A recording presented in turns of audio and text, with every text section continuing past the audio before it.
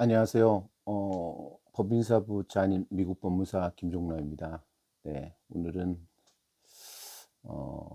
법인과 관련해서 좀 어떤 말씀을 좀 나눠볼까 또 생각해 보다가 어, 법인 설립하려고 할 때 만약에 이제 내가 미국의 현지에 어떤 사무실이라든지 직원을 고용할 계획이 없을 경우에는 법인의 주소가 필요하죠. 어제도 말씀드렸듯이 법인 설립할 때 가장 중요한 것이 첫 번째는 법인의 이름을 정해야 된다는 부분도 말씀드렸고, 두 번째로 이제 법인의 주소가 있어야 되는데, 이 주소는 보통 그 해당되는 주에 이제 있는 주소를 사용하셔야 됩니다. 근데 예를 들어서 내가 이제 그 주에 가족이 있다든가 친구가 있다든가 아는 사람이 있으면 그 주소를 또 양해를 구해서 쓸 수도 있고요. 아니면은 거래처라든지 뭐 아는 어 뭐 그런 뭐 회계사라든지 뭐 이런 사람들도 뭐 주소를 또 양해를 구하고 사용할 수 있는 방법도 있습니다. 이제 주소는 꼭 이제 사무실이라든지 꼭 상업용으로 되어 있는 그런 주소가 아니어도 상관없습니다. 예를 들어서 이제 가정집 주소도 법인 주소로 사용이 가능합니다. 근데 이제 이런 주소를 이제 지인들한테 부탁할 경우에는 그분들이 이제 오는 메일도 이제 보관을 했다가 알려주실 거고, 그다음에 이제 주소로 오는 서류들이 좀 있습니다. 예를 들어서 이제 뭐 EIN 넘버를 신청하게 되면 국세청으로부터 또 서류도 올 거고, 그 두 번째는 또 주정부 등기소로부터 매년 정기적으로 해야 되는 부분들에 대한 그 안내나 통지서가 오기도 합니다. 그래서 이제 그런 것들을 관리하고 이제 법인 주소로 등록될 뿐만 아니라 그런 주소로 오는 각종 우편물이라든지 서류들을 관리하는 그런 목적으로 이제 주소가 꼭 필요한데요. 아까도 말씀드렸듯이 지인이라든지 가족, 아는 사람들의 주소를 사용하면 좋은데, 혹시 뭐 그분들이 조금 불편해하실 수도 있고, 그리고 이제 내가 조금이라도 비용을 들여서 주소를 누구로부터 대여해서 상업용으로 대여해 주는 사람들을 통해서 대여해서 내가 쓰면은 비용은 좀 지불할 수 있을지 모르지만 좀 부담을 아는 사람들 지인들한테 부담을 주지 않을 수 있는 경우들이 있어서 주소를 그렇게 대여해서 사용하시기를 원하시는 분들이 많이 계신 것 같습니다. 그리고 실질적으로도 미국에 연고가 없어서 아는 사람이 없어서 그렇게 하시는 경우도 많이 있고요. 근데 이런 경우에 미국에서는 이제 버추얼 오피스라는 제도를 많이 이용하고 있는데요. 이 버추얼 오피스는 한국으로 얘기하면 뭐 가상 오피스? 네, 이제 번역하니까 좀 가상 오피스라는 그런 개념으로서 보일 수 있는데, 표면으로 보여지는 실질적으로 거기에서 내가 영업을 한다던가 상주한다던가 뭐 이러지는 않지만 그 법인 그 오피스를 나의 법인의 어떤 주소로 사용할 수 있는 그런 형태의 서비스들을 미국의 많은 업체들이 하고 있습니다. 근데 이거는 합법적이고요. 불법이 절대 아니고 그 주소를 사용해서 등록을 하게 되면 그 법인에도 정식으로 그 주정부에도 정식으로 등록이 가능하고 국세청에도 EIN 넘버라든지 이런 거 신청하는 경우에도 가능합니다. 그리고 이제 간혹 이제 비즈니스 라이센스라든지 어떤 퍼밋을 신청할 때 그 시에서 이런 버추얼 오피스들은 전문적으로 이제 실질적인 영업을 한다기보다도 이런 회사들한테 주소만 부여하고 관리를 해주는 곳이기 때문에 불법은 아니지만 이제 비즈니스 라이센스를 주는 데 있어서 좀 제한을 두는 그런 도시들도 있는 것 같습니다. 예를 들어서 실질적으로 여기서 너희가 비즈니스를 하는지에 대한 어떤 실체성하고 어떤 목적이 있는지에 대한 의심을 좀 하는 거죠. 그래서 이제 시에서 룰로 해가지고 어떤 이런 버추얼 오피스나 이런 곳에는 비즈니스 라이센스를 발행해 주지 않는 곳들도 있지만 일반적으로는 거의 뭐 그런 부분들까지도 다 신청은 가능하십니다. 이제 법인을 설립하기로 어느 주에 설립하기로 결정을 하시고, 그다음에 법인 이름도 정하고, 그다음에 이제 법인의 주소를 좀 이제 내가 누구로부터 대여하기를 원한다고 하면은 그 해당 시를 아마 구글로 좀 찾아보시면 그 시에 원하는 또 시가 있을 거 아니에요. 뭐 캘리포니아 주라고 해도 뭐 샌프란시스코도 있고 로스앤젤레스도 있고, 어떤 IT 업종 같은 경우는 실리콘밸리에 해당되는 산호세나 아니면 뭐 마운틴뷰라든지 뭐 팔로알토라든지 뭐 이런 좋은 그런 IT 업종들이 많이 모여 있는 전문적인 지역을 또 원하는 경우도 있을 수가 있으니까요. 그러면 이제 그 지역을 치고 그다음에 버추얼 오피스를 이제 이제 서치를 하면은 많은 이제 버추얼 오피스들이 나옵니다. 근데 일반적으로 이제 큰 업체들도 있고요. 큰 업체들은 뭐 미국 전역에 다 이제 자기들이 사무실을 임대해 놓고 그런 사무실을 그런 필요에 의한 버추얼 오피스를 원하는 사람들한테 임대를 해서 관리해 주는 그 서비스로 이제 영업을 하는 것들도 많이 있습니다. 그 내셔널와이드 미국 전체적으로 영업하는 것들도 있고요. 소규모로 그 지역에만 그 시에만 또 일을 하고 있는 그런 버추얼 오피스들도 많이 있습니다. 이제 버추얼 오피스를 계약해서 이제 하는 데는 뭐 이제 어렵지는 않은데요. 버추얼 오피스가 보통은 이제 그 지역이 굉장히 좋은 지역이다. 뭐 산호세라든지 아니면 샌프란시스코, 로스앤젤레스처럼 대도시 중심에 있는 어떤 좋은 빌딩의 사무실 주소라고 그러면은 좀 비싸게 받는 경우도 있는데, 보통은 제가 알기로는 뉴욕이건 LA건 간에 보통 한 50불부터 이제 시작되는 것 같아요. 그러니까 50불이 베이직 플랜이고, 거기다가 이제 내가 원하는 서비스들이 있잖아요. 예를 들어서 내 전화가 왔을 경우에 전화를 좀 받아줬으면 하는 그런 서비스가 있을 수도 있고, 또 두 번째는 나한테 온 메일을 오픈해 가지고 스캔해서 이메일로 나한테 정기적으로 보내주기를 원하는 서비스도 또 애드가 될 수가 있을 거고요. 그 다음에 어떤 경우는 뭐 어떤 택배를 받아서 보관하고 있다가 내가 원하는 곳으로 포워딩을 하기를 원하는 경우도 있을 수가 있고, 이런 것들은 또 서비스가 거기에 서비스 비용으로 애드가 되게 됩니다.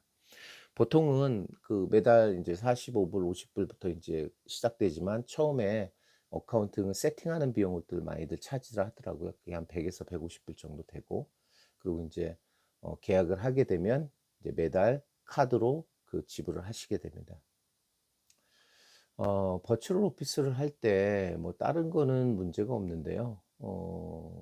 어떤 문제가 제일 좀 귀찮고 좀 번거로운 일은 뭐냐면 이런 거죠. 이 버추얼 오피스 입장에서는 자기 사무실로 우편물이 오는데, 그 우편물은 나한테 오는 게 아니라 내가 대여해 준 어떤 업체의 이름으로 우편물이 오잖아요. 근데 이제 미국의 우체국에서는 그 우편물을 본인한테 전해줘야 될 의무가 있지, 어떤 대리인이나 다른 사람한테 그걸 전해주면 안 되는 거잖아요. 그 회사 이름으로 명의로 됐거나 아니면은 그 회사의 대표의 개인 이름으로 됐을 경우에. 그래서 이 버추얼 오피스 회사들은 그 버추얼 오피스의 계약서, 뭐 아까 말씀드렸듯이 언제부터 언제까지 사용하고 기본적인 베이직에 무슨 서비스를 하고 뭐 이런 것들에 대한 계약서는 또 어그리먼트는 별도로 있고, 이거는 그냥 쉽게 작성해서 제출하면 되는 거고요. 근데 이제 application for delivery of mail through agent라는 그 미국 우체국의 정식 양식이 있습니다. 이게 폼 1583인가? 예, 그쵸, 맞죠. USPS 폼, 그러니까 미국 우체국 폼 1583이라는 그 양식인데, 이게 뭐냐면 뭐 내용이야 아까 말씀드렸듯이 타이틀 자체는 Application for Delivery of the Mail Through Agent예요. 그러니까 아까 설명드린 그런 내용입니다. 그 우체국 이 버추얼 오피스 이 업자는 나한테 사무실을 임대해서 우편물이 그 사람 이름 명의로 오는 거를 내가 받아서 너한테 전해줘야 되는데, 그럴 경우에 이 회사로부터 어떤 허가를 받아야 된다는 거죠. 그러니까 확인서. 그러니까 이 버추얼 오피스한테 우편물을 줘도 좋다라는, 우체국은 또 그걸 믿고 이제 우편물을 이 버추얼 오피스한테 주는 거죠. 근데 이 1583이라는 이 폼 자체는 그냥 뭐 우리가 그 임대계약서 작성하듯이 그냥 작성해서 그냥 그 버추얼 오피스 업자한테 주면 끝나는 게 아니라, 이거는 꼭 공증이 필요해요. 공증이라는 거는 뭐냐 하면은 우체국에서도 당연한 이유겠지만 어 이걸 의뢰한 그 임차인, 그러니까 버추얼 오피스 주소를 임대한 사람이 이 사람한테 내 우편물을 받아 달라라고 하는 그런 요청을 하는 정식 1583을 하면서 그 요청하는 사람이 본인 확인을 해야 된다는 거죠. 근데 미국의 공증은 한국의 공증하고 좀 다릅니다. 노터리라고 하는데 모르겠습니다. 한국의 공증은 일반적으로 아무나 공증을 할 수가 없잖아요. 공증법인, 법무법인에 가서 공증을 받고 그 법무법인이 공증을 해주는 걸로 제가 알고 있습니다. 그거는 이제 어떤 의미냐면은 공증이라는 게 굉장히 뭐 법률적인 의미도 있고 그 문서나 이 내용을 법률적인 지식을 가진 전문인이 보고 판단하고 문제가 없으면 그거에 대해서 뭐 법무법인 누가 이제 확인을 해주고 이러는 역할까지도 하는 것 같아요. 근데 미국의 공증은 그렇지가 않습니다. 미국의 공증은 말 그대로 본인 확인입니다. 미국에는 이렇게 지나다니다 보면은 뭐 UPS 스토어라든지 아니면 페덱스 스토어라든지 뭐 개인적으로 공증을 하는 곳들이 굉장히 많습니다. 그런데 가면 보통 10에서 15불 정도를 받고 공증을 해줍니다. 근데 이제 이 사람들이 하는 거는 뭐냐면 내가 가져간 서류에 내가 사인하는 날에 공란으로 가져가면 내 신분증을 보고 내가 직접 사인한 거를 그 공증인 앞에서 사인한 거를 그 사람이 확인해 주는 겁니다. 그러니까 이제 이 사람은 이 서류의 내용이 어떤지는 뭐 관심도 없고 돈케어예요. 그냥 단지 신분증을 가지고 온 내가 이 서류에 서명을 했는지를 확인해 주는 게 미국의 공증입니다. 그래서 이제 이 1583이라는 폼을 제출을 해야지 이제 버추얼 오피스를 임대하는 계약이 이제 완료가 되는 건데요.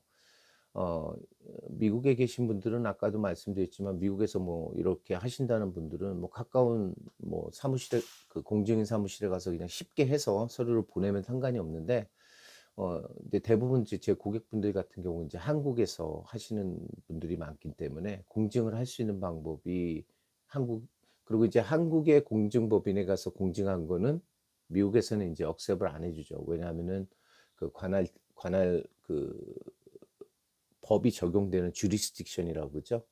미국 법이 적용되고 미국 안에서 공증인이 공증인 거를 인정을 해주지 한국에서 한국 저기 법무법인에서 공증해 준 거는 인정을 받을 수가 없습니다. 그래서 이런 대부분 버추얼 오피스들은 온라인 노터리 서비스를 제공해요.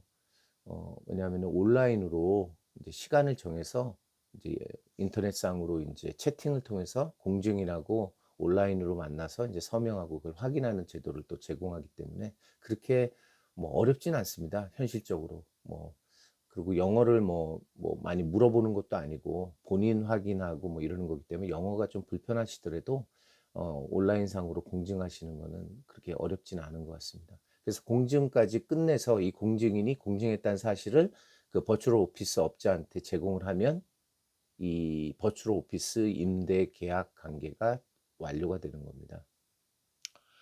어, 지역마다 많이 있고 그렇지만 이 우편물을 대신해서 수령해야 되는 일들은 반드시 일어나는 일이기 때문에 이 과정은 반드시 해야지 이것까지 완료가 돼야지 주소를 사용할 수 있는 그런 계약 관계가 형성된다고 보시면 됩니다. 그래서 이렇게 버추얼 오피스를 임대하시고 나서는 매달 그냥 카드에서 이제 빠져나가게 하시면 되는데 내가 이제 뭐 더 이상 이 사무실을 더 쓰지 않고 딴 곳으로 옮기고 싶다 이러실 경우에는 계약을 종료하시고 딴 데로 이제 이전하시고 이렇게 하시면 됩니다. 이제 오늘은 이제 미국의 이제 버추얼 오피스에 대해서 말씀을 드렸는데 기본적인 거는 이제 합법적이고 그렇지만 두 번째는 계약서를 작성해야 되고 우체국의 우편을 받기 위해서는 US 폼 1583이라는 폼을 공증까지 해야지만 이 계약이 성립이 되는 부분이 많습니다. 그래서 버추얼 오피스를 저는 적극적으로 많이 이용하시면 좋을 것 같아요. 왜냐하면은 미국에서 내가 사무실을 제가 별도로 임대한다 그러면 임대 비용도 많이 들 뿐만 아니라 임대 기간에 대한 그 의무가 생기잖아요. 만약에 내가 미국에 진출해서 지금 막 일을 시작하려고 하는데 앞으로 사업이 어떻게 될지 어떤 상황으로 진행될지 모르는 상황에서 임대 계약을 한다든가 아니면은 뭐 장기로 1 년, 2년 하면서 임대 계약을 해서 그런 부담을 가져가시는 것보다 일단은 법인 설립을 하셔서 기본적인 역할을 할 수 있는 주소를 버추얼 오피스로 이용을 하시고 뭐 어 메일도 받으시고 그렇게 하시다가 나중에 정말 미국 사업이 잘 되셔서 정말 사무실을 임대할 필요가 있고 그다음에 뭐 직원을 또 고용하시게 된다면 또 직원이 또 일해야 될 공간도 필요한 거니까요. 뭐 그런 식으로 해서 처음에는 버추얼 오피스를 적극적으로 이용하시는 것도 해외에서 미국으로 진출하시는 경우에는 좋은 방법이라고 또 생각이 듭니다. 그리고 그 과정이나 이런 것들은 뭐 저 같은 경우는 저희 손님들 같은 경우는 법인을 설립하시게 되면 미국에 그런 버추얼 오피스가 필요한 경우에는 그것까지 다 세팅을 해 드리는 그런 서비스를 해 드려야 됩니다. 어 그리고 인제 공증만 본인이 완료를 하게 되면 그 후부터는 이제 사무실 관련해서는 본인이 이제 관리를 하시면 되고 그리고 사무실로 오는 메일이나 이런 것도 스캔해서 보내줍니다. 이메일로 보내주니까 그런 것도 확인해서 관리하기가 굉장히 편한 부분이 많습니다. 오늘은 미국의 법인을 설립할 때 필요한 법인의 주소에 관해서 만약에 법인의 주소가 내 개인적으로 가지고 임대한 주소가 없다든가 사용할 수 있는 어떤 지인의 주소, 가족의 주소 아니면은 거래처의 주소가 없을 경우에 내 법인의 주소를 임대해서 사용할 수 있는 버추얼 오피스에 대해서 설명을 드렸습니다. 이와 관련해서 혹시 더 뭐 실무적으로나 필요하신 부분 궁금하신 점 그다음에 뭐 추가적으로 뭐 알고 싶으신 부분이 있으면은 저한테 댓글로 알려주시거나 제 사이트 www.cobinusa.com 네, 그쪽으로 오셔서 저희 공지사항에 또 많은 내용들이 있으니까 한번 보시면 좋고요. 또 다른 거는 또 김종나@gmail.com이라고 제 개인 이메일입니다. 언제든지 또 그쪽으로 이메일을 주시면 제가 또 아는 바는 또 도와드릴 수 있도록 하겠습니다.